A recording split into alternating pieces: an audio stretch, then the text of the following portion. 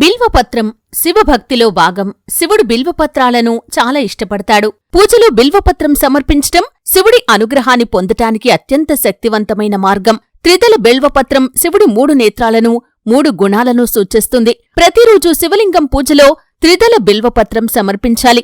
ఈ సమర్పణతో మనశ్శాంతి, భక్తి మరియు మోక్షం సాధ్యమవుతుంది. సోమవారం, మహాశివరాత్రి ముఖ్యమైన సమయాలు. ఓం నమఃశివాయ అనేది అత్యంత పవిత్ర మంత్రం. బిల్వపత్రం సమర్పణలో జపం చేయటం ఫలప్రదం.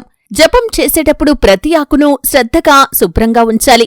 బిల్వపత్రం సమర్పణ ద్వారా మనకు మనస్సు శాంతి, పాపనాశనం, కష్టాల పరిష్కారం, శివానుగ్రహం లభిస్తుంది. కేవలం భౌతిక ఆకుపాటి కాదు, భక్తి హృదయంలోని పవిత్రతను సూచిస్తుంది.